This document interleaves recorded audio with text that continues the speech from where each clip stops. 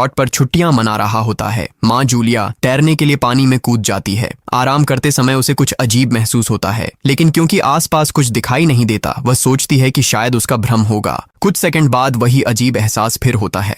इस बार भी कुछ नजर नहीं आता, लेकिन अब वह घबरा जाती है और याट की तरफ तैरना शुरू करती है। तभी अचानक कोई उसकी टांग खींचने लगता है और वह मदद के लिए जोर जोर से चिल्लाने लगती है। उसकी बेटी कैसी हेडफोन लगाकर म्यूजिक सुन रही होती है, इसलिए उसे कुछ सुनाई नहीं देता। पति टॉम और बेटा बेन मछली पकड़ने में व्यस्त होते हैं। जूलिया पानी के ऊपर टिकने की कोशिश करती है, लेकिन मुंह में पानी जाने की वजह से चिल्लाना मुश्किल हो जाता है। थोड़ी देर बाद टॉम को एहसास होता है कि काफी देर से उसने जूलिया को नहीं देखा। वह याट पर उसे ढूंढता है और फिर अपनी पत्नी को खतरे में देख लेता है। वह बच्चों को बुलाता है, याट को उस तरफ ले जाता है और पानी में कूद जाता है। जल्दी से जूलिया तक पहुंचकर उसे संभालता है और याट की ओर तैरता है। बच्चे दोनों को ऊपर खींच लेते हैं। परिवार जूलिया को संभालता है, लेकिन जूलिया खुद को समझाती है कि शायद लहरों की वजह से ऐसा हुआ होगा। रात को सब मिलकर बेन का जन्मदिन मनाते हैं। कैसी को उसके बॉयफ्रेंड का कॉल आता है, तो वह लैपटॉप लेकर बाहर चली जाती है। वीडियो कॉल में उसका बॉयफ्रेंड दिखाता है कि शहर के ऊपर बड़े बड़े काले बादल छा गए हैं। कॉल ग्लिच होकर फ्रीज हो जाती है।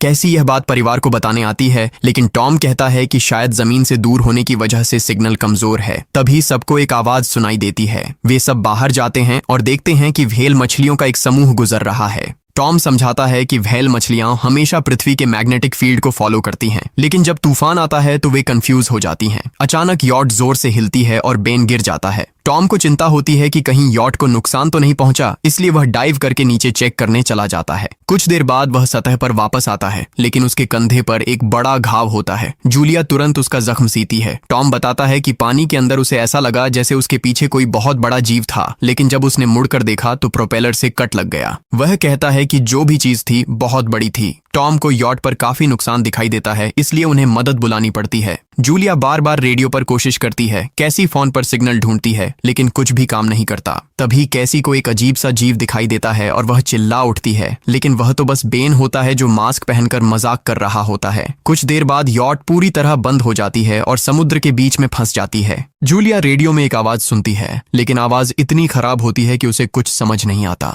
टॉम परिवार को बताता है कि उनके पास सिर्फ 4 दिन का खाना पानी बचा है और अब उन्हें किसी मछली पकड़ने वाली नाव का इंतजार करना होगा। अचानक रडार पर कुछ डिटेक्ट होता है और परिवार को एक अजीब सी आवाज सुनाई देती है। सब दौड़कर बाहर आते हैं और हैरानी से देखते हैं कि कई सारे उल्कापिंड जमीन पर गिर रहे हैं।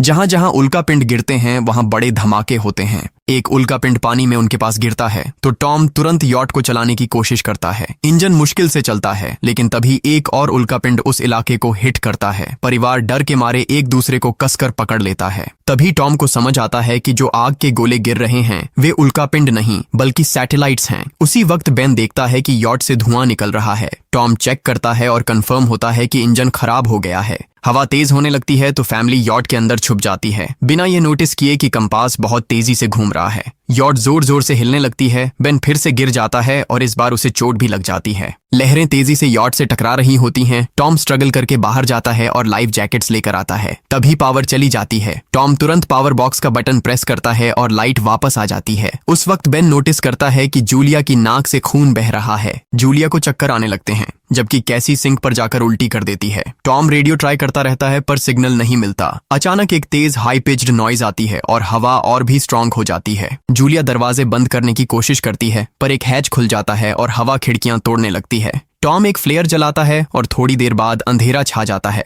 अगली सुबह फैमिली शॉक में उठती है कि वो स्टॉर्म से बच गए हैं, लेकिन याट आधी तबाह हो गई होती है। जब वो बाहर आते हैं तो देखते हैं कि समुद्र का पानी गायब हो गया है और याट अब जमीन पर अटकी है। सब ये देखकर शॉक में आ जाते हैं। कैसी सिग्नल चेक करती है पर नेटवर्क बिल्कुल डाउन होता है। बेन 2 मरे हुए केकड़ों से खेलने लगता है। टॉम कंपास चेक करता है और देखता है कि वो उल्टा हो गया है। ये आखिरी बार 7 लाख साल पहले हुआ था। कैसी को लगता है कि उसका बॉयफ्रेंड मर गया होगा और वो टूट जाती है। जब जूलिया उसे समझाने आती है तो कैसी उसे दूर कर देती है और छुपने चली जाती है। जूलिया और टॉम बची हुई सप्लाईज देखते हैं। बेन अपने बर्थडे बलून्स एक पत्थर से बांध देता है ताकि शायद कोई बचा हुआ सर्वाइवर देख ले। टॉम फिर रेडियो ट्राई करता है और इस बार एक आदमी से कनेक्शन हो जाता है। उसका नाम नाव होता है और वो एक सबमरीन का कैप्टन होता है। उसकी सबमरीन भी लैंड पर अटक गई है। वो कंफर्म करता है कि मैग्नेटिक पोल्स रिवर्स हो गए हैं, इसलिए ओशन पीछे हट गया है और जमीन डूब गई है। वो कहता है कि उसने अभी तक और सर्वाइवर्स नहीं देखे और कम्युनिकेशन सिस्टम्स बिल्कुल डाउन हो गए हैं। वो मजीद ये भी कहता है कि पोल्स फिर रिवर्स होंगे और शायद 1 हफ्ते में समुंदर वापस आ जाएगा।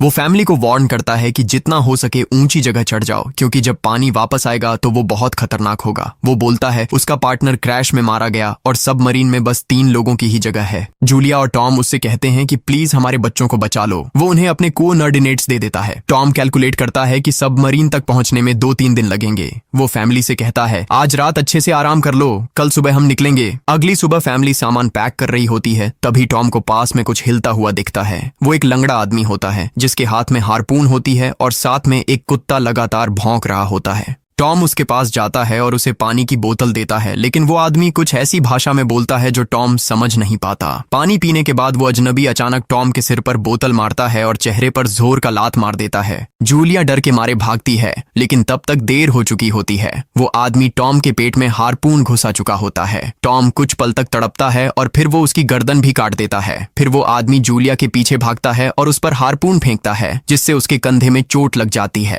जूलिया दर्द सहते हुए यॉट के अंदर भागती है और बच्चों को बोलती है कि छुप जाओ। वो दरवाजा लॉक कर देती है। कैसी और बेन सोफे के अंदर घुस जाते हैं। जूलिया उन्हें फ्लेयर गन पकड़ाती है और खुद एक चाकू लेकर बाथरूम में छुप जाती है।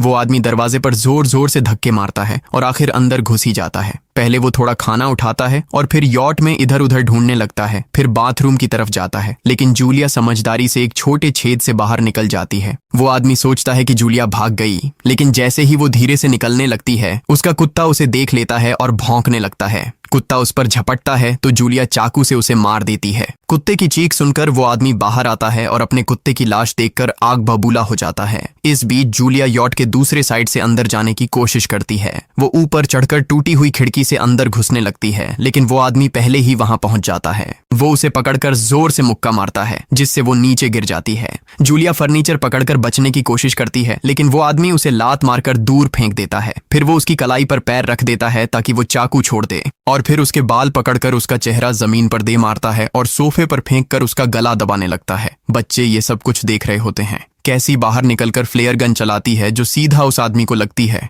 वो जल उठता है और यॉट में आग फैलने लगती है। बच्चे तुरंत भाग जाते हैं, लेकिन जूलिया वापस आती है। वो उसे एक किक मारकर गिराती है, मैप और बैग उठाती है और वहां से भाग जाती है। बेन और कैसी अपने पापा के पास जाकर रोने लगते हैं। जूलिया भी उनके साथ बैठ जाती है और तीनों मिलकर आंसुओं के साथ टॉम को आखिरी अलविदा कहते हैं। तभी वो डरावना आदमी फिर यॉट से बाहर निकल आता है तो फैमिली फिर से भागने लगती है। कुछ ही देर में यॉट एक बड़े धमाके के साथ उड़ जाती है। थोड़ी दूर चलने के बाद वो लोग एक छोटे से झरने के पास रुकते हैं ताकि थोड़ा आराम कर सकें। कैसी सोचती है कि शायद वो पागल आदमी उनके पास गुब्बारे देखकर आया था। ये सुनकर बेन खुद को कसूरवार मानने लगता है। जूलिया उसे समझाती है कि इसमें उसकी कोई गलती नहीं थी और सबको आगे बढ़ने को कहती है, क्योंकि वो आदमी अभी भी उनके पीछे है। रास्ते में एक छोटे तालाब के पास बेन एक मरी हुई हैमरहेड शार्क देखकर हैरान रह जाता है। तभी जूलिया नोटिस करती है कि वो आदमी फिर उनके करीब पहुंचने वाला है। सब लोग दौड़ पड़ते हैं और एक रेत के टीले से नीचे गिर जाते हैं, जहां उन्हें जहरीला कचरा दिखाई देता है। फैमिली सावधानी से उसे पार करती है और लगता है कि उन्होंने उस आदमी से पीछा छुड़ा लिया है। चलते चलते उन्हें बड़े बड़े मरे हुए सी एनिमल्स और समुंदर के नीचे जमा हुआ सारा प्लास्टिक दिखने लगता है। बेन धीरे धीरे चलने लगता है तो जूलिया समझ जाती है कि वो डिहाइड्रेशन के करीब है। वो सबको रुकने को कहती है। जब वो पानी की बोतल देखती है तो उसे झटका लगता है। बोतल में पानी लगभग खत्म हो चुका होता है। कैसी को एहसास होता है कि शायद उसने बोतल ठीक से बंद नहीं की थी। जूलिया गुस्से में चिल्लाती है कि उसकी लापरवाही की वजह से पानी खत्म हो गया। कैसी जवाब देती है, क्या फर्क पड़ता है, वैसे भी हम बचने वाले नहीं हैं। दोनों के बीच लंबी बहस होती है, फिर भी फैमिली आगे चलती रहती है। कुछ देर बाद उन्हें एक क्रैश हुआ प्लेन मिलता है। अंदर कुछ हिलता डुलता देख सब डर जाते हैं, लेकिन वो सिर्फ कुछ पक्षी होते हैं। फैमिली तय करती है कि रात यहीं प्लेन के अंदर गुजारेंगे। वो थोड़ा सा स्नैक शेयर करते हैं और जूलिया को टॉम की जैकेट में एक फैमिली फोटो मिलती है, जिसे देखकर उसका दिल टूट जाता है। कैसी पूछती है, मॉम आप और डैड की लव स्टोरी क्या थी? जूलिया मुस्कुराकर बताती है, टॉम हॉस्पिटल में मेरा पेशेंट था। फिर एक दिन उसने फूल और एक प्यारी सी कविता देकर अपना प्यार जताया था। रात के बीच में कैसी प्लेन से बाहर जाती है। तभी वो डरावना आदमी उसे पीछे से पकड़ने की कोशिश करता है, लेकिन जूलिया अचानक पीछे से उस पर टूट पड़ती है और बार बार चाकू से वार करके उसे मार देती है। कैसी अपनी माँ को गले लगाकर शांत करती है। अगली सुबह उस आदमी की लाश पर कीड़े गुंड पड़े होते हैं। फैमिली नोटिस करती है कि उसके शरीर पर कई काटने के निशान हैं, मतलब इस एरिया में कोई खतरनाक जीव छिपा हुआ है। जैसे ही वो लोग वहां से निकलते हैं, केकड़े उसके मुंह से बाहर निकल आते हैं। कुछ घंटों बाद जूलिया और कैसी मैप देख रही होती हैं, लेकिन बेन धीरे से आगे निकल जाता है। जूलिया चिल्लाती है, रुक जाओ, लेकिन बेन एक तालाब में झुककर पानी पीने लगता है। जूलिया तुरंत उसे खींचकर बाहर निकालती है और समझाती है कि अनजान पानी उसे बीमार कर सकता है। धूप बहुत तेज हो जाती है तो फैमिली अपने सिर कपड़ों से ढक लेती है। बेन को चक्कर आने लगते हैं। तभी उन्हें कुछ पुराने कुर्सियां मिलती हैं और जूलिया कैसी उनसे एक टेम्पररी शेल्टर बना लेती हैं। जूलिया बेन को इंजेक्शन लगाती है और तय करती है कि वो रात वहीं बिताएंगे। सुबह जूलिया एक अजीब सी आवाज सुनकर उठती है। बाहर जाकर देखती है तो क्रैब्स का एक बड़ा झुंड उनकी तरफ आ रहा होता है। वो तुरंत बच्चों को उठाती है और तीनों भागना शुरू कर देते हैं। भागते भागते उन्हें एक बड़ा कार्गो शिप दिखाई देता है। वहां 3 क्रू मेंबर्स जिंदा होते हैं। एक औरत उनकी मदद करना चाहती है, लेकिन बाकी 2 आदमी मना कर देते हैं और तीनों फैमिली को बाहर छोड़कर कंटेनर लॉक कर लेते हैं। क्रैब्स पास आ जाते हैं। जूलिया बच्चों को कंटेनर के ऊपर चढ़ाती है। खुद जब चढ़ने लगती है तो क्रैब्स उसके पैर को जोर से काट लेते हैं। बच्चे उसे खींचकर ऊपर चढ़ाते हैं, नहीं तो वो नीचे गिर जाती। कंटेनर के एक छेद से आधे क्रैब्स अंदर घुस जाते हैं। क्रू मेंबर्स फायरिंग शुरू करते हैं, लेकिन क्रैब्स उन पर हावी हो जाते हैं और दोनों को मार डालते हैं। आखिरी आदमी छत के होल तक पहुंचता है, लेकिन क्रैब्स उसे भी नीचे खींच लेते हैं और वो भी मर जाता है। जूलिया अपने जख्म पर पट्टी बांधती है और बेहोश हो जाती है। कुछ देर बाद जब वो उठती है तो खुद को रेत के तूफान के बीच अकेली पाती है। वो घबराकर बच्चों को ढूंढने लगती है। एक मरी हुई औरत का हथियार उठाती है और जोर जोर से चिल्लाती है। कैसी उसकी आवाज सुनकर लौट आती है और बताती है कि वो और बेन मदद ढूंढने गए थे, लेकिन कोई नहीं मिला। फिर दोनों बेन से मिलते हैं, जिसे एक खुला कंटेनर मिलता है जहां वो तूफान खत्म होने तक रुक सकते हैं। जूलिया टॉम का लाइटर निकालती है और अपने जख्म को जलाकर बंद करती है, जो बेहद दर्दनाक होता है। तूफान थमने के बाद उन्हें एक और कंटेनर मिलता है जिसमें बहुत सारी पानी की बोतलें होती हैं। बॉडीज चेक करते वक्त उन्हें एक रेडियो और एक गन भी मिलती है। जूलिया नाव से संपर्क करती है और बताती है कि मैप खो गया है। इस पर नाव बताता है कि उन पर आर्थ्रोपॉड्स ने हमला किया था, वो अबिस के जीव हैं जो ऑक्सीजन की वजह से पूरी तरह पागल हो चुके हैं। अब नाव फैमिली को जल्दी करने को बोलता है, क्योंकि उसके इंस्ट्रूमेंट्स ने कैलकुलेट किया है कि समुद्र उम्मीद से ज्यादा जल्दी वापस आएगा और उनके पास सिर्फ कुछ घंटे बचे हैं। वो एक फ्लेयर शूट करता है और फैमिली उस दिशा में चलना शुरू करती है। लंबी वॉक के बाद फैमिली को एक टूटा हुआ टॉयलेट मिलता है जिसमें बेन पेशाब करता है। अब वो लोग आखिरकार सबमरीन को पास ही देख लेते हैं, लेकिन वहां पहुंचने के लिए उन्हें एक बड़ा चट्टानी रास्ता पार करना होगा। जैसे ही वो रास्ते से गुजरते हैं, दीवारें हिलने लगती हैं और पत्थर गिरने लगते हैं, जिससे एक भयानक रॉक स्लाइड हो जाता है। जूलिया तुरंत अपने बच्चों को साइड में धक्का देती है और खुद भी पीछे हट जाती है ताकि कुचली न जाए। अब एक पत्थर की दीवार उनके बीच आ गई है। जूलिया बच्चों से कहती है कि वो बिना उसके आगे बढ़ जाए, लेकिन कैसी मना करती है और जोर देती है कि उसकी माँ को चढ़ने की कोशिश करनी चाहिए। बहुत बहस होती है और चिल्लाने के बाद जूलिया वादा करती है कि वो बाद में अपने बच्चों को ढूंढ लेगी। मजबूर होकर कैसी अपने भाई को खींचकर आगे ले जाती है। बच्चे चट्टानी रास्ता चढ़कर सबमरीन की तरफ भागते हैं, लेकिन वहां पहुंचकर देखते हैं कि नाव बाहर खून में लथपथ पड़ा है। वो समझाता है कि उसके लिए सब खत्म हो गया है और अब बच्चे सबमरीन ले सकते हैं। ये सोचकर कि एक एक्स्ट्रा जगह होगी, कैसी वापस अपनी माँ को ढूंढने भागती है। तभी जूलिया केकड़ों को आता देखती है और वो फायरिंग शुरू कर देती है। कुछ केकड़ों को वो मार देती है, लेकिन झुंड बहुत बड़ा होता है और सबसे लड़ना मुश्किल हो जाता है। उसी वक्त कैसी दीवार के ऊपर दिखाई देती है और हाथ आगे बढ़ाती है तो जूलिया अपने घायल पैर के बावजूद तेजी से चढ़ना शुरू करती है। कैसी की मदद से वो दूसरी तरफ पहुंच जाती है और दोनों साथ में सबमरीन की तरफ भागते हैं। बेन पहले से ही ऊपर खड़ा होता है और फायर खोल देता है ताकि केकड़े डिस्टर्ब रहें जब तक फैमिली ऊपर चढ़ जाए। केकड़े नाव के शरीर तक पहुंचते ही तुरंत उसे खाने लग जाते हैं। जूलिया गन उठाती है और फायरिंग जारी रखती है जब तक बच्चे अंदर चले जाएं। जब वो सुरक्षित हो जाते हैं, जूलिया समझती है कि गोलियां खत्म हो गई हैं, तो वो गन केकड़ों पर फेंक देती है और अपने बच्चों के साथ अंदर चली जाती है। फैमिली हैच को अच्छे से लॉक करती है और खिड़की से केकड़ों को सबमरीन के चारों तरफ देखती है। इसी वक्त समुद्र वापस आ जाता है तो तीनों तुरंत अपनी सीटों पर बैठकर बेल्ट पहन लेते हैं और एक दूसरे का हाथ पकड़ लेते हैं। तेज लहरें सबमरीन को जोर जोर से इधर उधर फेंकना शुरू कर देती हैं, जिससे जूलिया को पूरी जर्नी के विजन दिखने लगते हैं और कैसी उल्टी कर देती है।